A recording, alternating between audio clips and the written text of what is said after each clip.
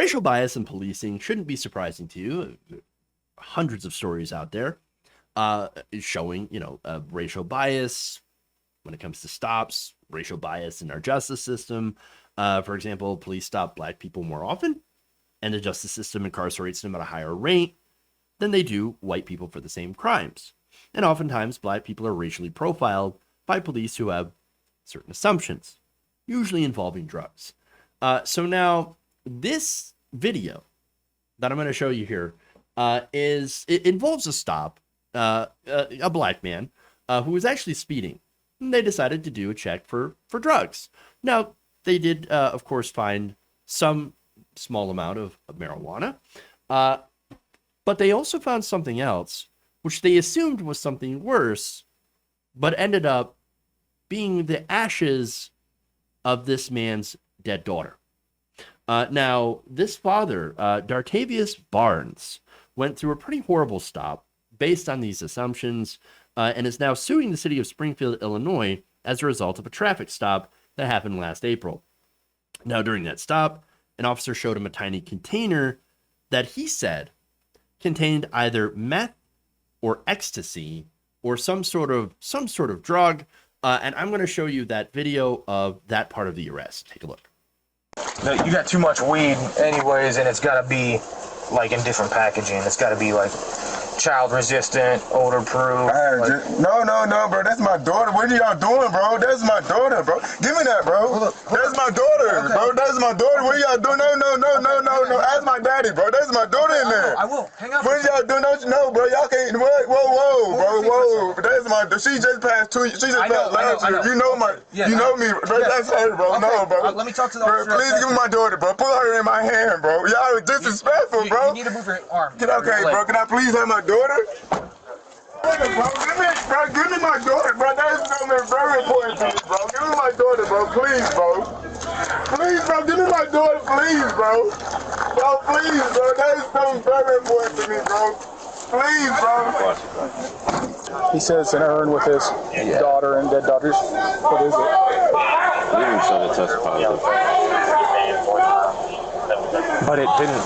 It looked like possibly Molly, like it's brown, like it does kind of look like ashes. That guy knew what it was immediately. The guy immediately got out and said that's the ashes of his granddaughter who just died. Yeah, I'm probably not going to test it again. I'm just going to give it back to him. Yeah. Bro, can I please have my foot, bro? Hey, ask him if he wants it or if he wants his dad to have it. Tell my dad to calm down, bro. I'm going to give it to your dad, all right? Yeah, tell him to calm down, bro. Yeah, bro. Thank you, bro. Hey, sir. So the test, the test kit, like it did look like it field tested for like meth. Bro, I knew that was impossible. That's not even my cousin, bro. I know. That's my daughter, bro. I got you. I believe you, man. I'm going to give it to your dad if you're cool with that, hey, all right? Thank you, bro. They tested the ash. That is just, that's amazing. That's horrible. It's just the assumptions. Again, it's the assumptions that led to them testing an urn. You could see what that was. It's something that could fit in a necklace, something he could use to remind him, obviously, of his daughter that had passed away. And nonetheless, he gets pulled over for speeding, by the way. Nothing to do with drugs, although they did do it, again, because of the bias, they went and searched his car for drugs, found some marijuana, and also that. So they used, and how did they come up with meth? How did they come up with these different drugs? Apparently they used these field tests, right? Now, these field tests are wildly inaccurate. And yet they tested the ashes, which is already desecration, by the way, and it came up with like meth. Now, to show you how bad these field tests actually are, they have flagged bird shit as cocaine, cotton candy as meth, and vitamins as oxycodone, just to show you how much of a good track record these tests are. Absolutely ridiculous. In some circumstances, by the way, people have been jailed for months while waiting to be cleared by more conclusive results from a state crime lab. So you got people spending real time in prison as a result of these tests. Absolutely ridiculous.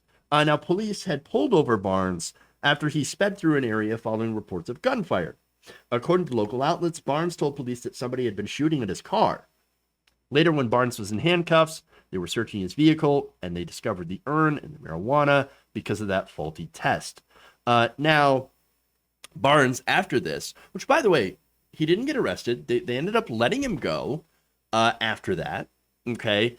And as a result, Barnes filed a federal lawsuit over the desecration. They alleged that cops searched his vehicle and a person without a warrant, and in the process desecrated and spilled out the ashes of his daughter, Tanaja. Tanaja, and this is an incredibly heartbreaking story. Tanaja died of neglect and starvation in February of 2019, according to the Herald and Review in Decatur, Illinois. The baby's mother was sentenced to 20 years in prison for murdering the child, while the mother's boyfriend was sentenced to 30 years in October of 2020. So this man lost his daughter, and he had nothing to do with her death.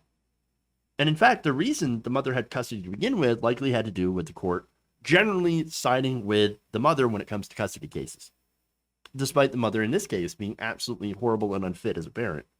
But yeah, so he admitted, by the way, he was, okay, so Barnes was both compliant and also said, hey, I've got pot in the car. Now, an officer then handcuffed him, pat him down, and informed him he was being detained. And also, you know, while he was in handcuffs, he noticed that they were going through his vehicle, and that's where they found all that stuff. And so, you know, all of that, okay. And you saw where the video went from there, okay.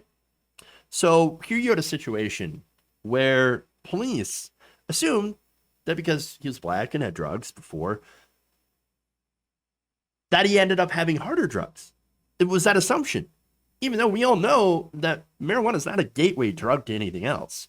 And even if it had been, they didn't have a warrant to search. He wasn't even impaired.